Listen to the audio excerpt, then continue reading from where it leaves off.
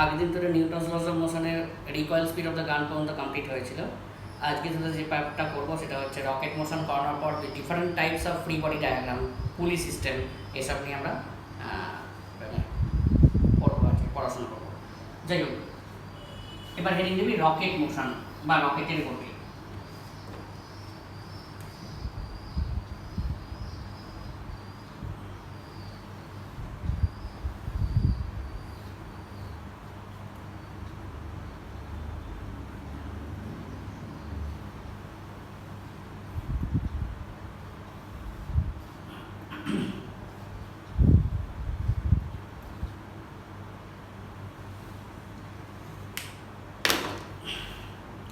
Rocket generally কী করা হয়, এবং স্যাটেলাইটকে ক্যারি করবার জন্য ইউজ করা হয়। যখন গ্র্যাভিটেশন পড়াবো তখন দেখবি স্যাটেলাইট ডিফারেন্ট অরবিটে যখন প্লেস করে, আমাদের ডিফারেন্ট টাইপ অফ স্যাটেলাইট লাগে। সেটা ইসরো মানে প্রজেকশন করে, নাসা প্রজেকশন করে, বিভিন্ন স্যাটেলাইট লাগে কমিউনিকেশন পারপাসে।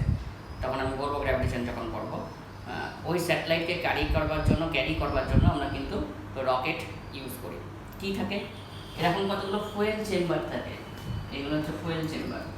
এই ফুয়েল চেম্বারগুলো এক একটা পার্টে বার্ন করে, মানে যে জ্বলে যায়, জ্বলে দিয়ে হাই ভেলোসিটিতে গ্যাস বেরিয়ে আসে, এবং গ্যাস বেরিয়ে আসার ফলে কী হবে, নিউটনের তৃতীয় সূত্র অনুযায়ী একটা বিপরীতমুখী প্রতিক্রিয়া বল অ্যাপ্লাই করবে, তার জন্য রকেটটা উপরের দিকে যাবে। আর এগুলো হচ্ছে স্যাটেলাইটকে ক্যারি করছে। একটু অ্যাপ্রক্সিমেট ডায়াগ্রাম এখানে।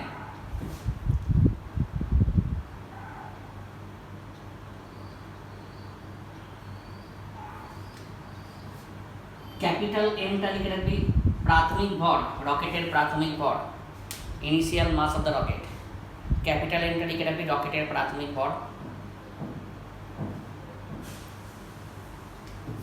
এই যে ইউটা, সেটাই হচ্ছে ভেলোসিটি অফ দ্য গ্যাস, যে স্পিডে গ্যাসটা বেরিয়ে আসছে সেই স্পিডেই কিন্তু রকেটটা উপরের দিকে উঠবে, কারণ নিউটনের তৃতীয় সূত্র অনুযায়ী যা আমি বল দেবো সেটাই ব্যাক করবে। আমরা বায়ুর বাধাকে উপেক্ষা করছি, তোদের কোথাকার সিলেবাসে নেই। তাহলে লিখবি ইউটা হচ্ছে নির্গমন গ্যাসের বেগ, ইউটা লিখে রাখবে নির্গমন গ্যাসের বেগ, বা রকেটের প্রাথমিক বেগ, দুটো একই। ইউটা হচ্ছে নির্গমন গ্যাসের বেগ, বা রকেটের আমরা লিখতে পারি প্রাথমিক বেগ।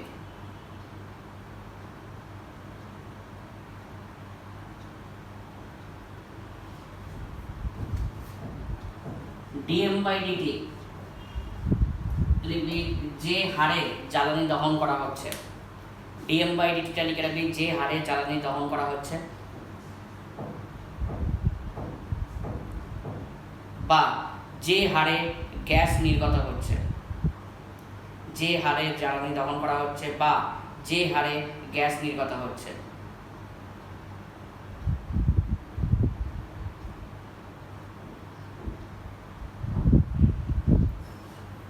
তাহলে নাম্বার 1 দিয়ে লিখবি রকেটের উপর ক্রিয়াশীল ঊর্ধ্বমুখী ঘাত বা বল।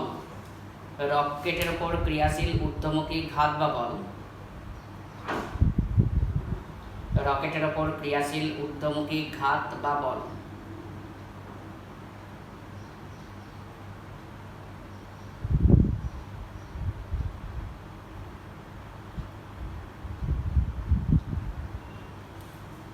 সেটা কত, dm/dt ইন্টু ইউ,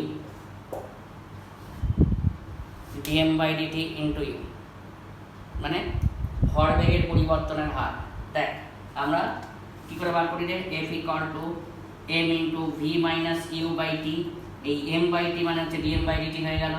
প্রাথমিক বেগ রকেটের u, মানে ইনিশিয়ালি কত হচ্ছে প্রাথমিক বেগ 0, সরি, যখন ফায়ারিং করছি, মানে যখন আগুন জ্বলছে, আর ফাইনাল ভেলোসিটি কত আফটার ফায়ারিং যখন বেরিয়ে যাচ্ছে, সেটা হচ্ছে ইউ। তাহলে কত হয়ে যাবে, dm/dt ইন্টু ইউ। dm/dt বা m/t এটা কি হচ্ছে, জ্বালানি দহনের হার, বা যে হারে গ্যাস নির্গত হচ্ছে, যে হারে জ্বালানি দহন করা হবে ঠিক সেই হারে গ্যাসটা নির্গত হবে। আর v - e হচ্ছে বেগের পরিবর্তন। কত হবে বেগের পরিবর্তন, যখন আমি ফায়ারিং করিনি তখন রকেটের বেগ কত, 0, যখন ফায়ার করা হয়েছে তখন রকেটের চূড়ান্ত বেগ কত, ইউ। তাহলে বেগের পরিবর্তন কত হয়ে যাবে, ইউই হয়ে যাবে। তাহলে রকেটের উপর ক্রিয়াশীল ঊর্ধ্বমুখী ঘাত বা বল, রকেটের উপর ক্রিয়াশীল ঊর্ধ্বমুখী ঘাত বা বল।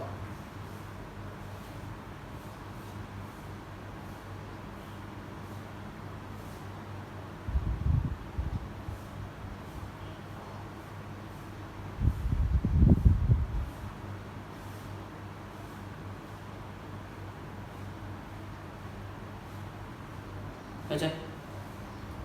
নাম্বার 2,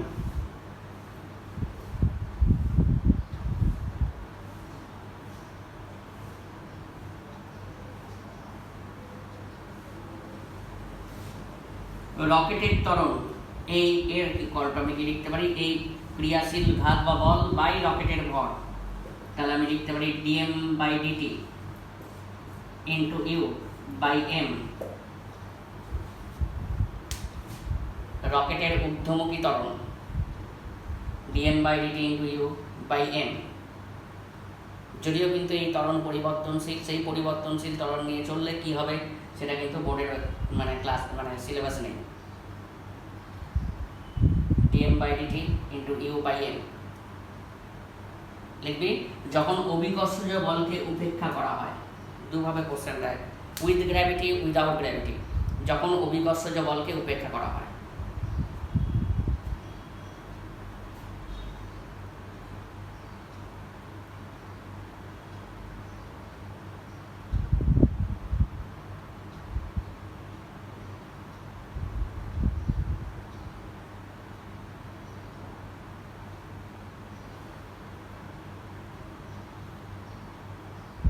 হলো।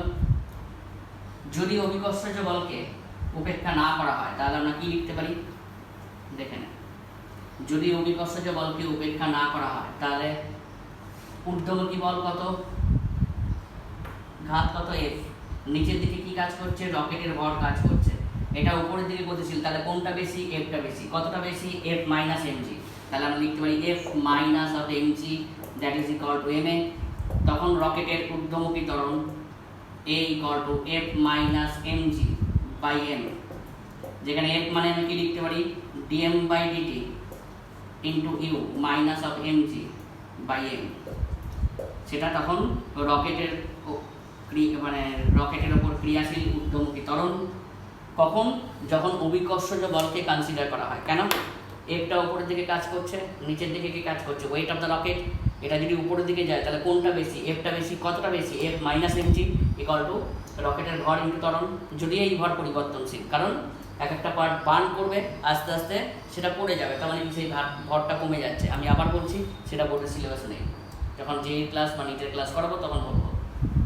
তাহলে উপরের দিকে বল কত এফ, নিচের দিকে কত এমজি, তাহলে অ্যাকচুয়াল আপওয়ার্ড ফোর্স কত এফ মাইনাস এমজি কত এম এ, তাহলে এই কত F minus mg by M. কখন, যখন রকেটের অভিকর্ষজ বলকে কনসিডার করা হয়।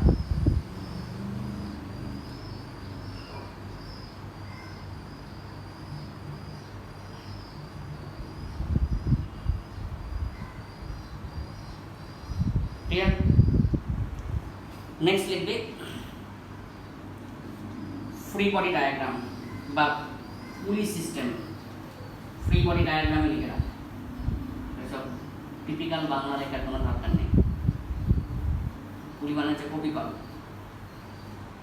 লিখে রাখবি ফ্রি বডি ডায়াগ্রাম। অঙ্ক করার জন্য লাগবে এগুলো, এবং কিছু কিছু ক্ষেত্রে থিওরিতেও লাগবে, এবং সব সময় লাগবে। এগুলো খালি এই চ্যাপ্টারে লাগবে তা নয়, প্রত্যেকটা চ্যাপ্টারই লাগবে।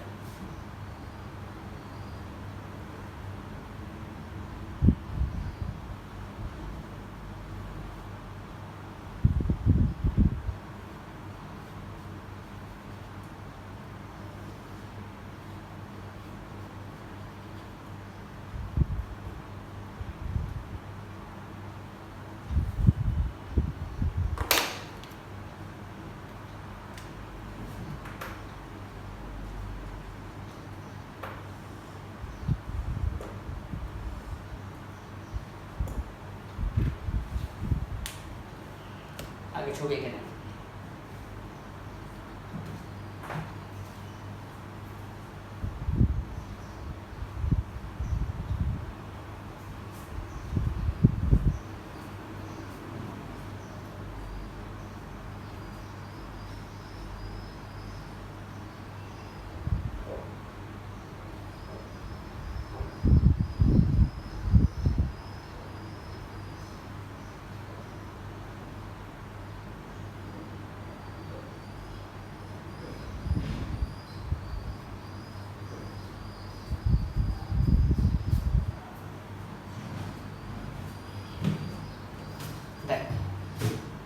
এটা একটা কপিকল বা ইংলিশ হচ্ছে পুলি সিস্টেম কপিকল। দেখেছিস তোর আগেকার দিনে যখন পাতকুয়ায় জল তুলতো, তখন একটা হুইল মতো থাকে যেখানে দিয়ে দড়ি দিয়ে একটা দিয়ে বালতি ঝোলানো থাকে আর একটা দিয়ে টার্নস, বা ইন্ডাস্ট্রিতে ইউজ হয় দেখেছিস যে কোনো চেন পুলি সিস্টেম দিয়ে আমরা কখনো লোড লিফটিং করি, মানে একটা দিকে লোড হ্যাং করা থাকে আর একটা দিকে না পুলিং করা হয়, তাহলে সিস্টেমটা লোডটা উপরের দিকে ওঠে। যাই হোক, ওটা কপিকল সব বাংলায় দেখার দরকার নেই, পুলি হিসাবে মনে রাখবে। দেখ পুলিটা কি করা আছে, সিলিং থেকে ঝোলানো আছে, তার দিয়ে দুটো ব্লক এরাম হ্যাং করা আছে দুদিকে, ঠিক আছে। সবসময় মনে রাখবি তোদের সিলেবাসে যেটা আছে সেটা হচ্ছে ফ্রিকশনলেস অ্যান্ড মাসলেস পুলি। পুলির ঘর্ষণকে আমরা কনসিডার করছি না, ফ্রিকশনকে কনসিডার করছি না, পুলির ভরটাকে আমরা কনসিডার করছি না, মানে একদম আইডিয়াল কন্ডিশন হচ্ছে ফ্রিকশনলেস অ্যান্ড মাসলেস পুলি। এটা আইসিএসসি বা সিবিএসসি বোর্ডে কিন্তু ক্লাস 9-এই আছে, সুতরাং এখন মাথায় রাখ, ওরাও 9-10ই করে এসছে এগুলো। ফ্রিকশনলেস অ্যান্ড মাসলেস পুলির আমরা ফ্রিকশনটাকে কনসিডার করছি না, পুলির মাসটাকে কনসিডার করছি না। ফর ফ্রিকশনলেস অ্যান্ড মাসলেস পুলি এই সুতোর টান বা টেনশন সবসময় সমান হবে দুদিকে, এবং কোন দিকে কাজ করবে, ফিক্সড পয়েন্টের দিকে কাজ করবে। বলবি সুতোর টান মানে, ধর আমি একটা সুতোকে দেয়ালে কোনো একটা মানে পেরেকের সঙ্গে আটকে রেখেছি, আমি যদি ফোর্স অ্যাপ্লাই করি এখানে, তাহলে ওখানে কোথায় গিয়ে রিয়াকশান ফোর্সটা পড়বে, যেখানে আটকানো আছে, তাই তো? তাহলে আমি যে ফোর্স অ্যাপ্লাই করছি ঠিক সেম রিয়াকশান ফোর্স ওখানে গিয়ে পড়ছে। যেহেতু সিস্টেমটা স্থির না হলে কিন্তু সেম ফোর্স গিয়ে পড়বে না। আমি যে ফোর্স এখানে অ্যাপ্লাই করছি দড়িটার ওপর, দড়িটা কোথায় আটকানো আছে না, পেরেকে আটকানো আছে, দেয়ালে পেরেকে আটকানো আছে, তাহলে আমি যে ফোর্স অ্যাপ্লাই করছি এফ ফোর্স যদি অ্যাপ্লাই করি, তাহলে পেরেকে গিয়েও কিন্তু এফ ফোর্স পড়বে অপোজিট ডিরেকশানে, কোন দিকে তাহলে পড়ছে, ফিক্সড পয়েন্টের দিকে পড়ছে। যদি ওই পেরেকটা উপরে না আসে, যদি উপরে আসতো তাহলে আমার ফোর্সটা বেশি হতো, ওরটা কমে যেত, রিয়াকশন ফোর্সটা, তাই জন্য উপরে এসছে, তাই তো? এখানে কিন্তু সিস্টেমটা স্টেশনারি না, কেন বুঝতেই পারছিস, M2 ব্লকের মাস M1 থেকে বেশি, তাহলে M2 ব্লক এদিকে নামবে, M1 ব্লক এদিকে উঠবে। M2 ব্লক যদি অ্যাক্সেলারেশন নিয়ে নিচের দিকে নামবে, M1 ব্লক তাহলে এই অ্যাক্সেলারেশন নিয়ে উপরের দিকে উঠবে। তাহলে আমরা কি বললাম, ঘর্ষণবিহীন এবং ভরবিহীন পুলির ক্ষেত্রে দুদিকে টান কোন দিকে কাজ করবে, ফিক্সড পয়েন্টের দিকে কাজ করবে এবং সবসময় সমান হবে। ফ্রিকশন না থাকলে কিন্তু এটা সমান হতো না, যদিও প্র্যাকটিক্যালি সেটাই হয়। আমার দরকার নেই, আমার যেটা সিলেবাস আছে সেটাই করব। দেখ তাহলে আমি লিখে দিচ্ছি, ঘর্ষণবিহীন এবং ভরবিহীন পুলির ক্ষেত্রে দুদিকে সুতোর টান সমান এবং কোন দিকে কাজ করবে, ফিক্সড পয়েন্টের দিকে কাজ করবে। তাহলে দেখ M2 ব্লক ভর M1 থেকে বেশি, তাই এইদিকে নামছে এইদিকে উঠছে, আমি আলাদা করে চিন্তা করছি। M2 ব্লকের ক্ষেত্রে আমরা কি লিখতে পারি, নিচের দিকে ফোর্স কত, ওয়েট M2G, ওপরের দিকে ফোর্স কত, T, এটা নিচের দিকে নামছে, কেন নামছে, নিশ্চয়ই M2G এর মান T এর থেকে বেশি। কতটা বেশি না, আমি লিখতে পারি না, M2G minus T equal to M2 into A। নিচের দিকে ফোর্স হচ্ছে M2G, ওপর দিকে ফোর্স হচ্ছে T, এটা নিচের দিকে নামছে, কেন নামছে না, M2G এর মান T এর থেকে বেশি। কতটা বেশি, M2G minus T equal to আমরা কি পেলাম, ফোর্সই পেলাম, ইকুয়াল টু বস্তুর ভর ইন্টু ত্বরণ, তাই তো?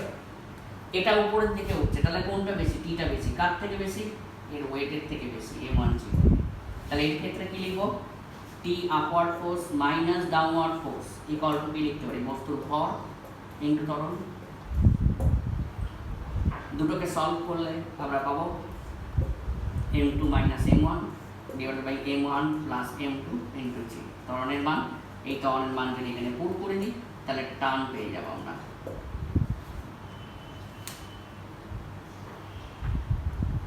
তাহলে কি হলো, একটা কপিকল থেকে দুটো ব্লককে ঝোলানো আছে, বা পুলি থেকে, পুলিটা কি হচ্ছে সিলিং থেকে হ্যাং করা আছে।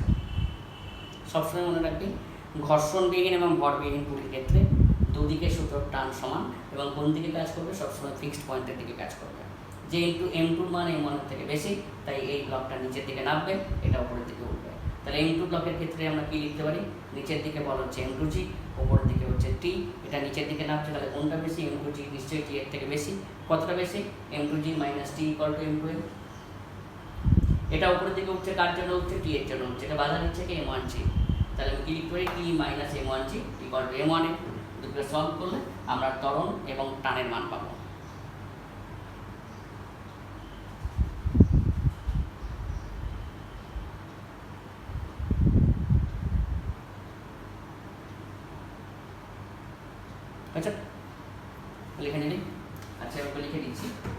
এইখানে কত টার্ম কাজ করবে দেখ, 80টা কাজ করছে কার উপর 20 উপর, 80টা কাজ করছে কার উপর 20 উপর, দুটো টি একই দিকে কাজ করছে, তাহলে এই 20টা আবার এইটা থেকে ঝোলানো আছে, তাহলে এর উপর কত ফোর্স কাজ করবে 20। একটু ঠান্ডা মাথায় চিন্তা করে দেখ, তুই গাছের ডাল ধরে ঝুলছিস এক হাত দিয়ে, একজন তোর এক ঠ্যান ধরে ঝুলছে আর একজন এক ঠ্যান ধরে ঝুলছে, যে এক ঠ্যান ধরে ঝুলছে তার যে ফোর্স দিচ্ছে টি, এই ফোর্স ঠ্যাঙেও ফোর্স দিচ্ছে টি, তাহলে তোর হাতে কত ফোর্স করছে T plus T, that is 2t। যেহেতু আমার ভরকে কনসিডার করছি না, কেন পুলির ভরকে কনসিডার করা হচ্ছে না এখানে, তাহলে এই টিটা কাজ করছে পুলির ওপর, এই টিটা কাজ করছে পুলির ওপর, তাহলে পুলিটা এটা থেকে ঝোলানো আছে, তাতে টোটাল ফোর্স কত কাজ করছে স্ট্রিংটার ওপর 2t।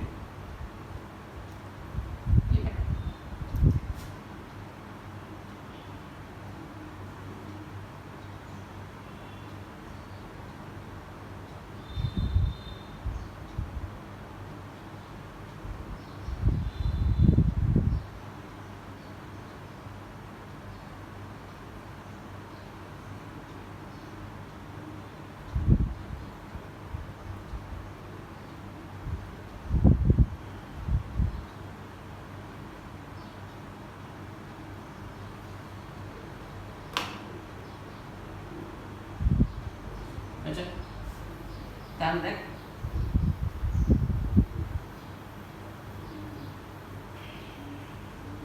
একটা এক্সাম্পল দিচ্ছি, তাহলে ক্লিয়ার হয়ে যাবে। লিখবি এক্সাম্পল লিখে রাখ, 5 কেজি এবং 2 কেজি ভরের দুটি ব্লককে, 5 কেজি এবং 2 কেজি ভরের দুটি ব্লককে একটি কপিকল থেকে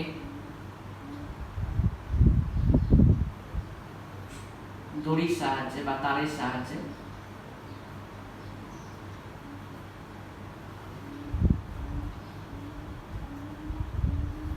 চিত্রানুযায়ী ঝোলানো আছে। কপিকল থেকে দড়ির সাহায্যে চিত্রানুযায়ী ঝোলানো আছে। সুতোর টান এবং ব্লকের ত্বরণের মান নির্ণয় করো। সুতোর টান এবং ব্লকের ত্বরণের মান নির্ণয় করো।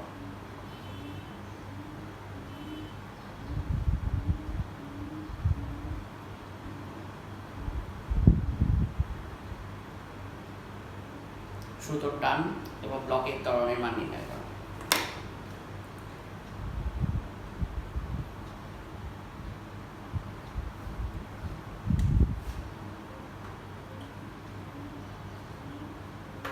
আচ্ছা,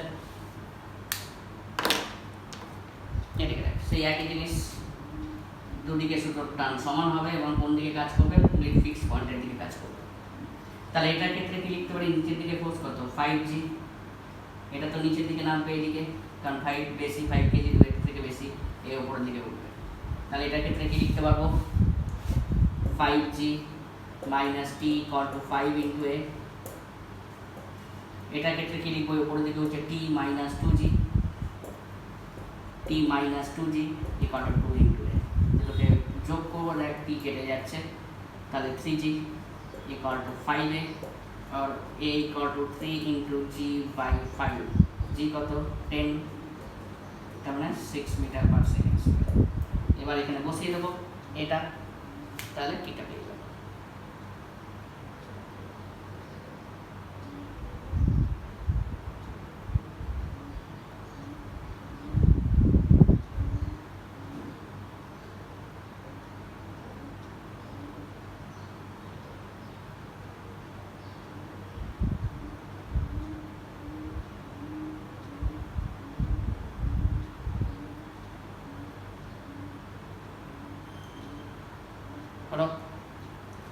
এবার লিখবি এফবিডি নাম্বার 2 ফ্রি বডি ডায়াগ্রাম 2, আগে একটা 1 ছিল।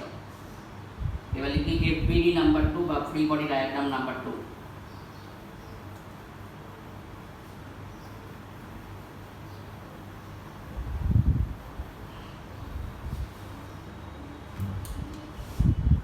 এফবিডি 2 ফ্রি বডি ডায়াগ্রাম নাম্বার 2।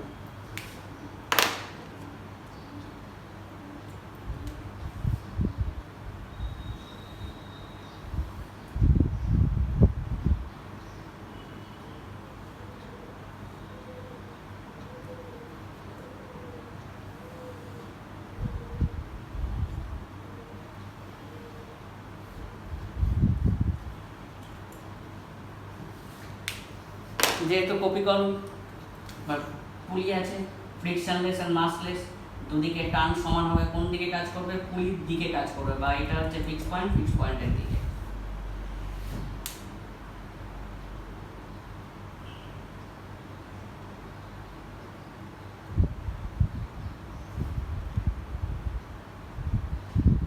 হলো, লক্ষ্য করে দেখ, এদিকে তো যাওয়ার প্রশ্নই নেই, সিস্টেমটা এদিকে যাবে, তাহলে এ ত্বরণ নিয়ে এদিকে যাবে,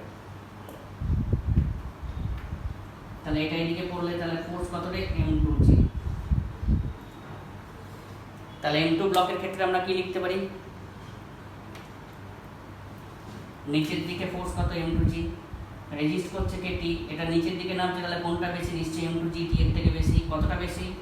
তাহলে m2g minus T equal two m2a। m2g minus T equal two m2a, তাই তো? এদিকে এগোচ্ছে, কার জন্য এগোচ্ছে? টি এর জন্য এগোচ্ছে। রেজিস্ট করবে কে? কেউ রেজিস্ট করার নেই কেউ। কেন কেন নেই? না, এর ওয়েটটা এদিকে কাজ করছে, যেটা ফ্রিকশন থাকলে তাকে এফেক্ট করতো। যখন ঘর্ষণ আসবে নেক্সট চ্যাপ্টারে, ফ্রিকশন, এই সারফেসের মধ্যে যে ফ্রিকশন বা ঘর্ষণ, সেটা কীভাবে বাধা দেবে। কিন্তু দেখ, এখানে টি টানছে, যেহেতু এটা লস অফ মোশন না নিউটনস লস অফ মোশন নিয়ে কাজ করছে, ফ্রিকশন লেস সারফেস নিয়ে কাজ করছে, তাহলে দেখ বাধা দেওয়ার কেউ নেই। তাহলে আমরা কি লিখতে পারি? টি ইকুয়াল টু বস্তুর ভর ইন্টু ত্বরণ।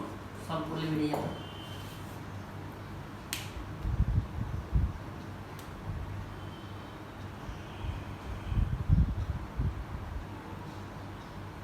এটাকে টানছে টি ফোর্স দিয়ে, বাধা দেওয়ার কেউ নেই, যেহেতু ফ্রিকশন লেস সারফেস। যদি ফ্রিকশন থাকে তখন তার পরের চ্যাপ্টারে ইনক্লুড হবে। তাহলে এটা ফোর্স ইকুয়াল টু বস্তুর ভর ইন্টু ত্বরণ।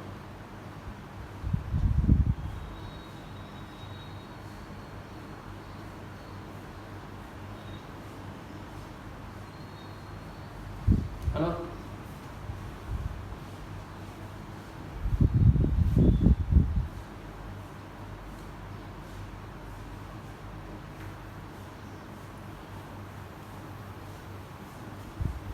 FBD3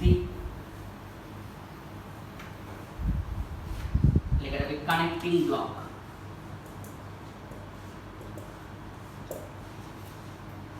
কানেক্টিং ব্লক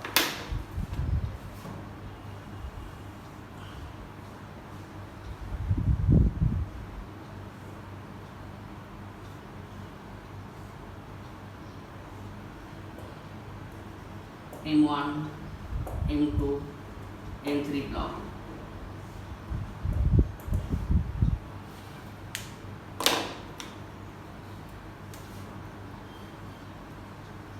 এই কারণে যাচ্ছে।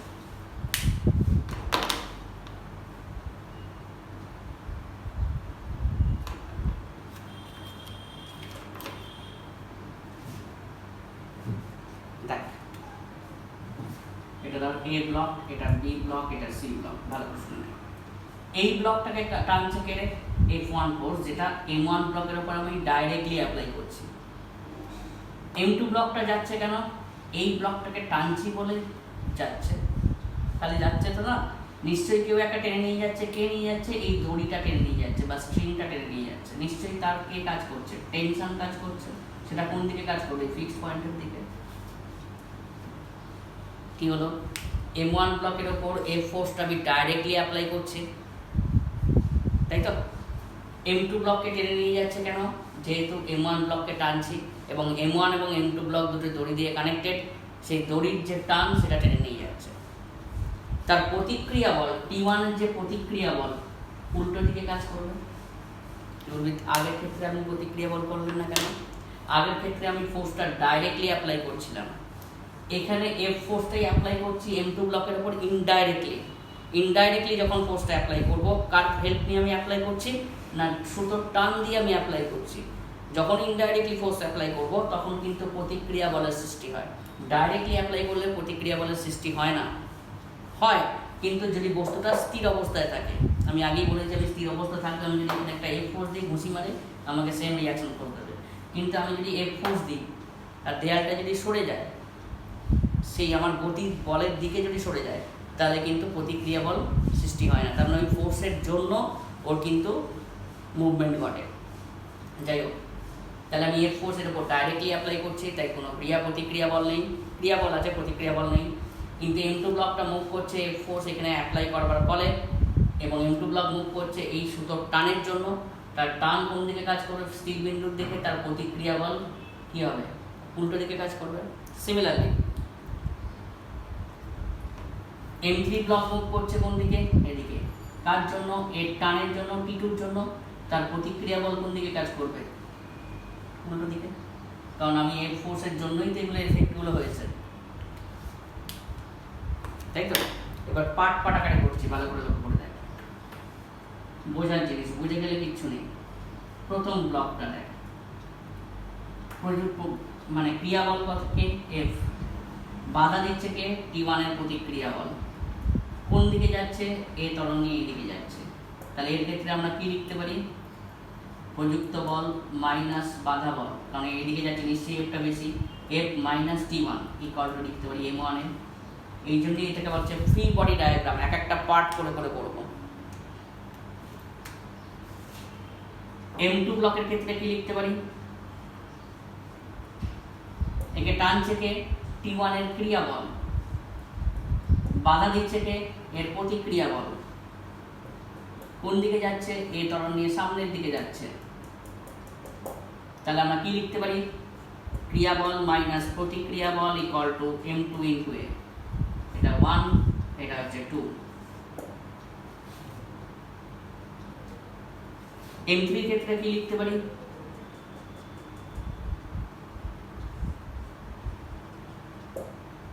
এটা টানছে কে? T2 এর ক্রিয়া বল।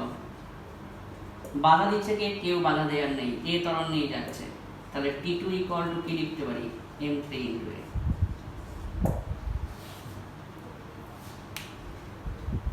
তাহলে আমি আবার এক্সপ্লেন করছি। M1 ব্লকের ওপর এফ ফোর্সটা আমি ডাইরেক্টলি অ্যাপ্লাই করছি, তাই জন্য কোনো প্রতিক্রিয়া বল সৃষ্টি হচ্ছে না। M2 ব্লক যাচ্ছে F1 ফোর্স এর ওপর অ্যাপ্লাই করবার ফলে, এবং এটা টেনে নিয়ে যাচ্ছে T1 টান, তার প্রতিক্রিয়া বল উল্টো দিকে কাজ করবে। M3 ব্লককে টেনে নিয়ে যাচ্ছে T2 টান, তার প্রতিক্রিয়া বল এদিকে কাজ করবে। তাহলে M1 ব্লকের ক্ষেত্রে আমি আলাদা করে চিন্তা করে কি দেখতে পারি? প্রযুক্ত বল হচ্ছে F, বাধা দিচ্ছে কে? T1 এর প্রতিক্রিয়া বল। এটা এ ত্বরণ নিয়ে সামনের দিকে যাচ্ছে, তাহলে কোনটা বেশি? নিশ্চয়ই এফটা T1 এর থেকে বেশি। তাহলে কতটা বেশি? F minus T1 equal to M1। M2 ব্লকের ক্ষেত্রে আমি কি লিখতে পারি? প্রযুক্ত বল হচ্ছে T1, বাধাকে দিচ্ছে T2 এর প্রতিক্রিয়া বল। তাহলে T1 minus T2 equal to M2 A. M3 ব্লকের ক্ষেত্রে কি লিখতে পারি? প্রযুক্ত বল হচ্ছে T2, বাধা দেওয়ার কেউ নেই, তাহলে T2 ইকুয়াল টু M3 এ।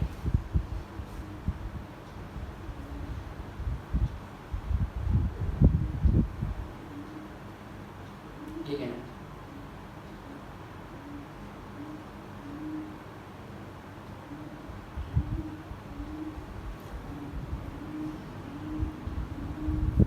এ হচ্ছে মানে প্রযুক্ত বল। T1টা লিখে রাখবি AB ব্লকের মধ্যে সুতোর টান, T2টা লিখে রাখবি BC ব্লকের মধ্যে সুতোর টান। T1টা হচ্ছে AB ব্লকের মধ্যে সুতোর টান, T2টা লিখে রাখবি BC ব্লকের মধ্যে সুতোর টান।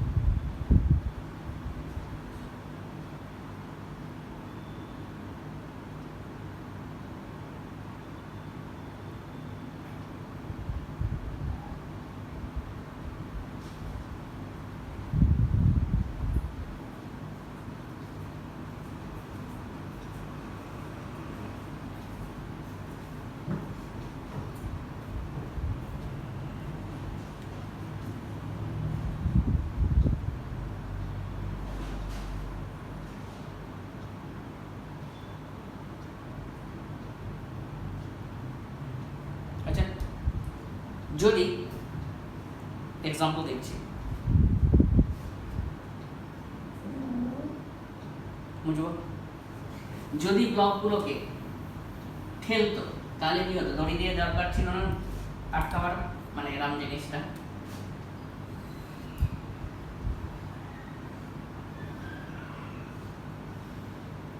পরপর ব্লকগুলো আছে, এটা হচ্ছে M1, এটা হচ্ছে M2, এটা হচ্ছে M3, F বল প্রয়োগ করব, তাই তো। তাহলে M2 ব্লককে ঠেলে নিয়ে যাবে কে, R1 হচ্ছে ক্রিয়া বল, তার প্রতিক্রিয়া বল এটিকে বাধা দেবে। এটার ক্ষেত্রে ডাইরেক্টলি অ্যাপ্লাই করছি, প্রতিক্রিয়া বল R1 এদিকে বাধা দেবে। এটার ক্ষেত্রে ডাইরেক্টলি অ্যাপ্লাই করছি, ক্রিয়া বল আছে প্রতিক্রিয়া বল নেই। M3 ব্লককে ঠেলে নিয়ে যাচ্ছে কে, M3 ব্লককে ঠেলে নিয়ে যাচ্ছে R2 ক্রিয়া বল, প্রতিক্রিয়া বল কি R2 এর বাধা দেবে। তাহলে পুরো সব কিছু সেম, এখানে T1 এর জায়গায় জাস্ট R1 হবে, T2 এর জায়গায় জাস্ট R2 হবে।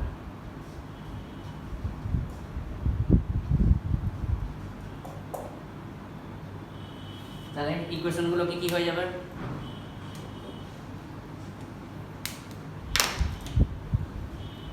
F1 minus R1 equal to M1 এ, এখানে R1 minus R2, এখানে R2,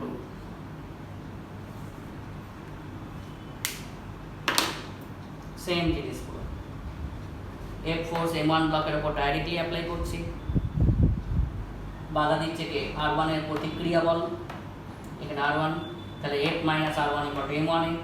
M2 ব্লককে ছেড়ে নিয়ে যাচ্ছে কে, R1 এর ক্রিয়া বল, তার বাধা দেবে কে, R2 এর প্রতিক্রিয়া বল, তাহলে R1 minus R2 equal to M2 এ, এটা R1। M3 ব্লককে ঠেলে নিয়ে যাচ্ছে কে, R2, বাধা দেওয়ার কেউ নেই, যেহেতু ফ্রিকশন নেই, কোনো ঘর্ষণ নেই, এর পরের চ্যাপ্টারে আছে, তাহলে R2 equal to M3 এ।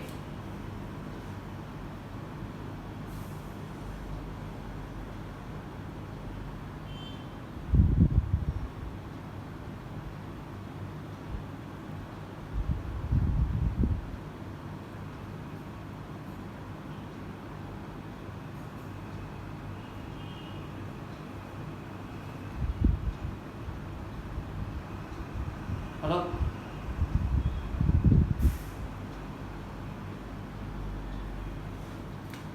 এটা এদিকে যাচ্ছে।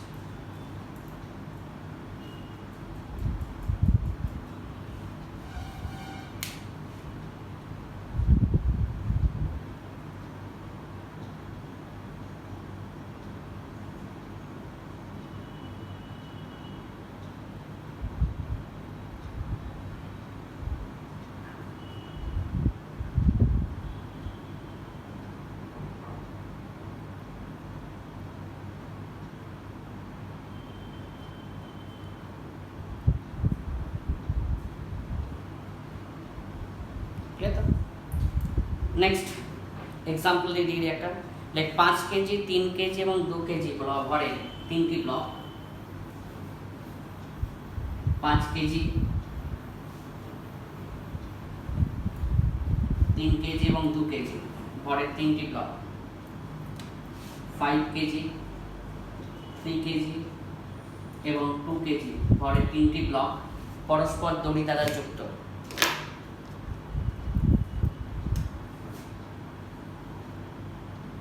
পাঁচ কেজি ভরের উপর 10 নিউটন ফোর্স অ্যাপ্লাই করে টানা হচ্ছে, 10 নিউটন ফোর্স অ্যাপ্লাই করে টানা হচ্ছে।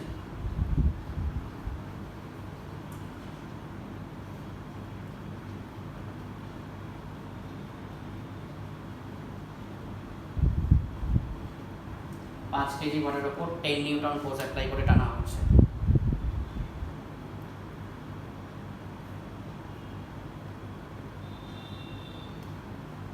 তাহলে ত্বরণের মান কত, ত্বরণের মান কত এবং সুতোর টানগুলি কত, ত্বরণের মান কত এবং সুতোর টানগুলি কত।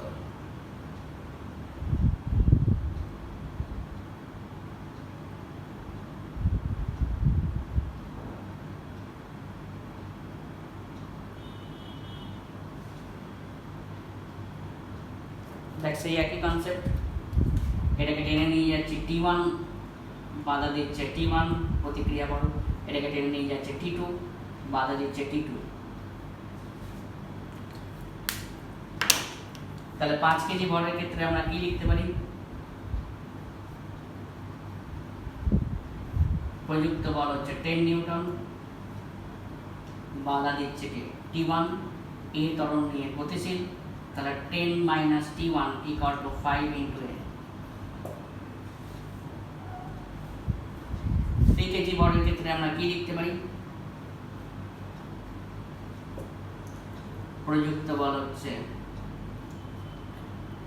T1 দিয়া বল, বাধা দিচ্ছে কে T2, এ ত্বরণ নিয়ে গতিশীল, তাহলে T1 minus T2 equal to 3 into a।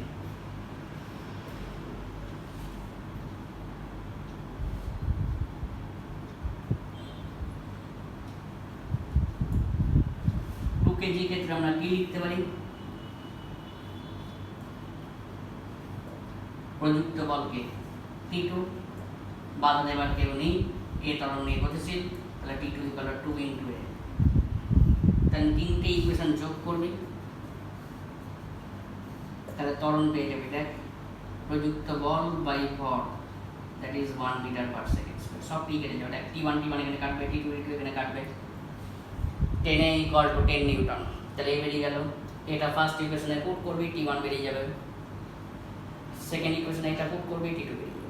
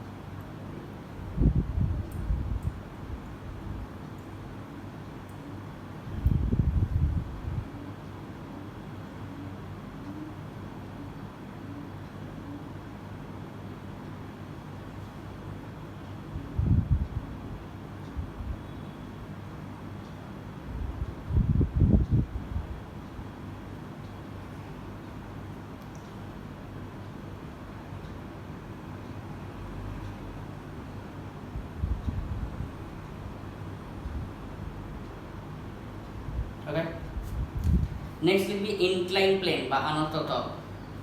এটা ফ্রি বডি ডায়াগ্রামেরই পার্ট একটা, ইনক্লাইন প্লেন বা আনত তল।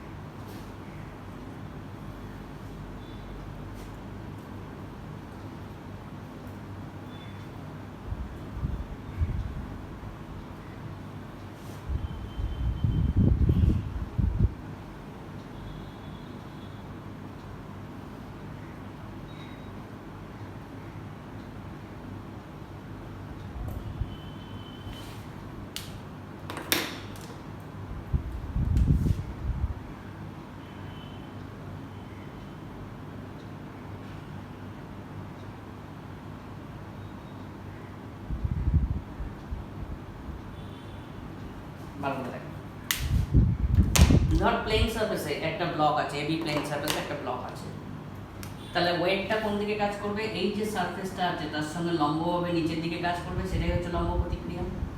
আমি সারফেসের উপর লম্বভাবে যা দেবো সেটাই লম্ব প্রতিক্রিয়া। যদি সারফেসটা স্টেশনারি হয়, আগের দিন বলেছিলাম লিফটের ক্ষেত্রে দেখেছিলিস ওপর নিচে মুভ করছিল, তখন প্রতিক্রিয়া বল চেঞ্জ হয়ে যাচ্ছিল, তাই তো? এবার ধর এবি সারফেসটা সরিয়ে আমি এসি জায়গায় নিয়ে এলাম থিটা অ্যাঙ্গেলে, তাহলে একটা এই ব্লকটা তো কোথায় আছে? এই অবস্থায় চলে এসছে। আগে সারফেসের পজিশন কোথায় ছিল? এখানে। এখন কোথায় গেছে? এখানে গেছে। তাহলে ওজনটা কি করবে? সেই আগের সারফেসের সঙ্গে লম্বভাবেই কাজ করবে, কারণ ব্লকের তো অবস্থান কোনো চেঞ্জ করেনি, খালি তলটা ব্লক শুদ্ধ উপরের দিকে তুলে দিয়েছে। কি হলো? এবি সারফেসটা এখানে ছিল, তুলে এলাম থিটা অ্যাঙ্গেল এখানে নিয়ে চলে এলাম, ব্লক তো একই জায়গায় আছে, ব্লকের পজিশন কোনো চেঞ্জ করিনি, খালি তল শুদ্ধ ব্লকটাকে ওপরে নিয়ে চলে এসেছে। তাহলে ব্লকটাকে ওজন কীরকমভাবে কাজ করবে, এই যে অরিজিনাল পজিশন তার সঙ্গে লম্বভাবে কাজ করবে।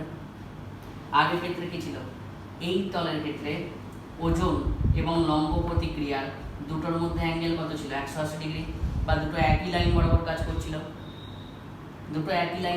করছিল, এখন কি হবে, যেহেতু এই তলটাকে থিটা ডিগ্রি অ্যাঙ্গেলে ঘুরিয়ে দিয়েছি, তাহলে লম্বটাও থিটা ডিগ্রি অ্যাঙ্গেলে ঘুরে গেছে, তাহলে ওজনটা তখন কত অ্যাঙ্গেলে সরে যাবে, থিটা অ্যাঙ্গেলে সরে যাবে।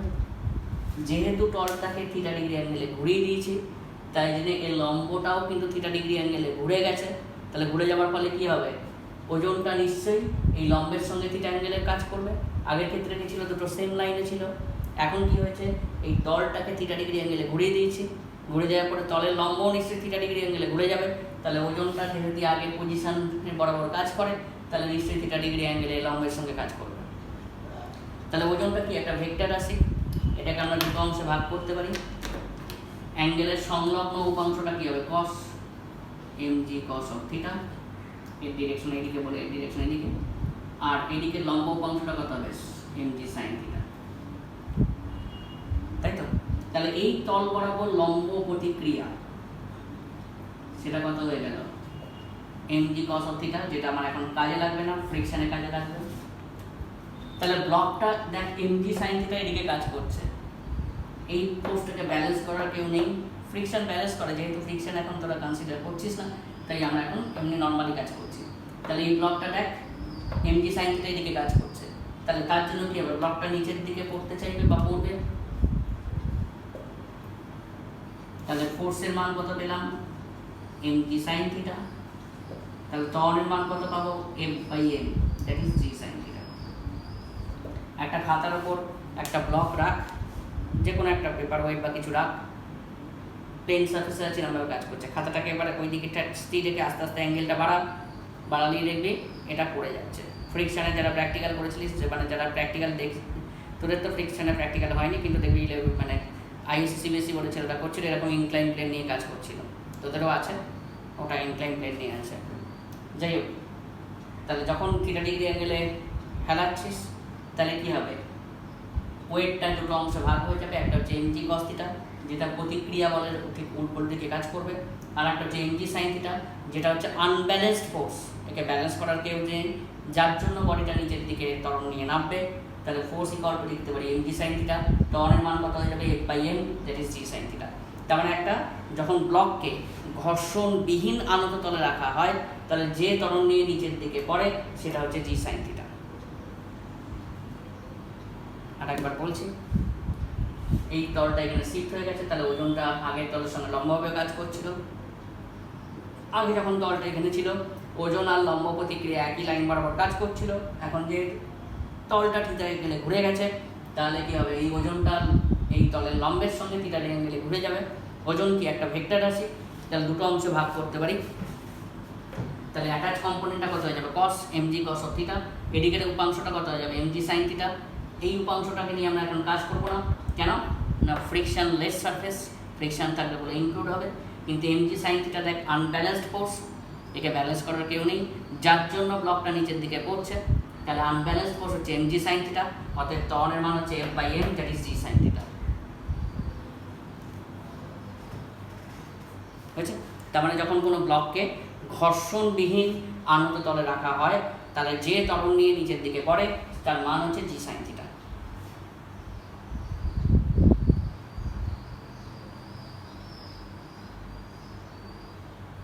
তাহলে লিখে ফেল এটা।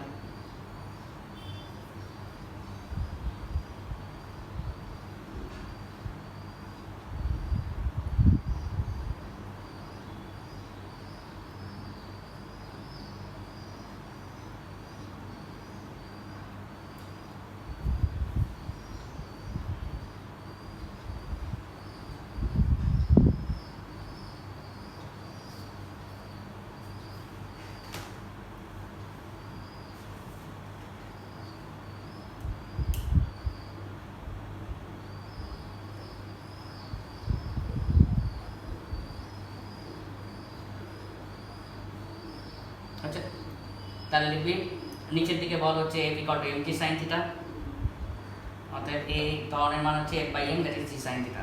তাই লিখবে যখন কোনো ব্লককে ঘর্ষণবিহীন আনত তলে রাখা হয়, যখন কোনো ব্লককে ঘর্ষণবিহীন আনত তলে রাখা হয় তাহলে যে ত্বরণ নিয়ে নিচের দিকে পড়ে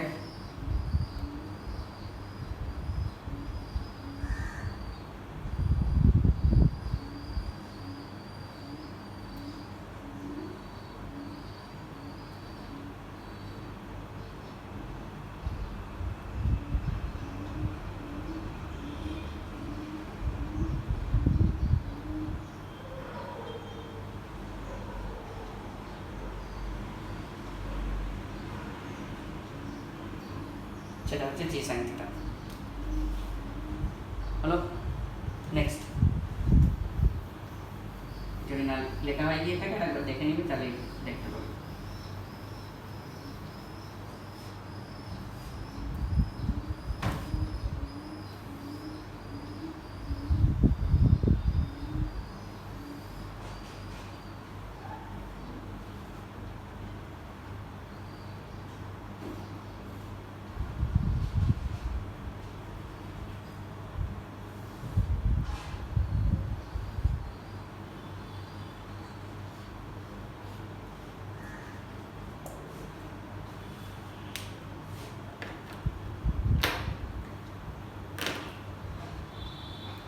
কোন দিকে পড়ছে সেটা আমাকে ওয়েট টেস্ট করতে হবে। যদি এদিকে পড়ে, কার জন্য পড়বে? Down to the incline plane force কত একটু আগেই পেলাম, mg sin থিটা, তাই না?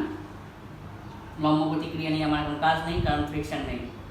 যদি এই ব্লকটা এদিকে পড়ে, কার জন্য পড়বে? m2g এর দিকে। তাহলে দেখে নিবি কোনটা বেশি। আমি ধরে নিচ্ছি ধর m1g sin থিটার মানটা m2g এর থেকে বেশি।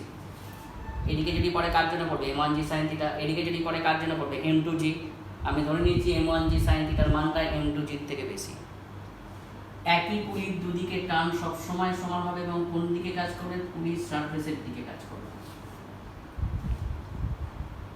তাই তো? আমি ধরে নিচ্ছি এই ব্লকটা এদিকে এ ত্বরণ নিয়ে পড়ছে, তাহলে এটা কি হবে? এ ত্বরণ নিয়ে উপরের দিকে পড়বে।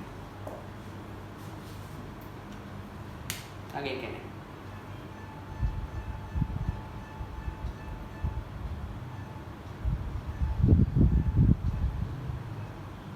যদি উল্টোটা হতো, যদি m2g এটার থেকে বেশি হতো তাহলে এদিকে পড়তো, সেই অনুযায়ী জাস্ট টেনশন চেঞ্জ হতো। আমি ইকুয়েশনগুলো করে দিচ্ছি।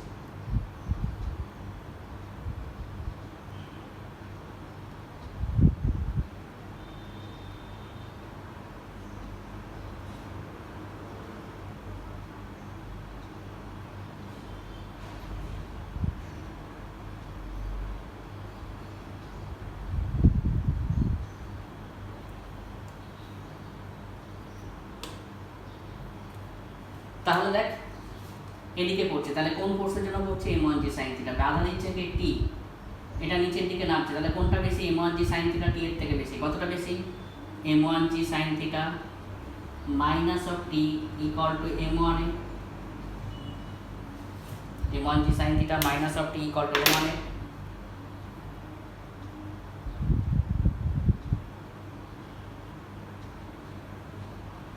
আচ্ছা, এটা উপরের দিকে উঠছে কোন ফোর্সের জন্য? উঠছে টি এর জন্য। একে বাধা দিচ্ছে কে? m2g।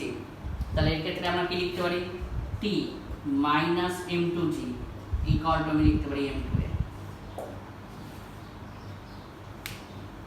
এটা নিচের দিকে পড়ছে, কার জন্য পড়ছে? m1g sin theta. বাধা দিচ্ছে কে? t। তাহলে m1g sin theta minus t equal to m1 এ। এটা উপরের দিকে উঠছে, কার জন্য হচ্ছে? t এর জন্য হচ্ছে। বাধা দিচ্ছে কে? m2g। তাহলে t minus m2g equal to m2 এ।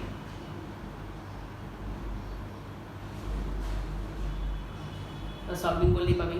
যদি এদিকে পড়তো তাহলে m2g মাইনাস t হতো ইকুয়াল টু m2 এ। এটা উপরের দিকে উঠতো তাহলে t মাইনাস এটা হতো।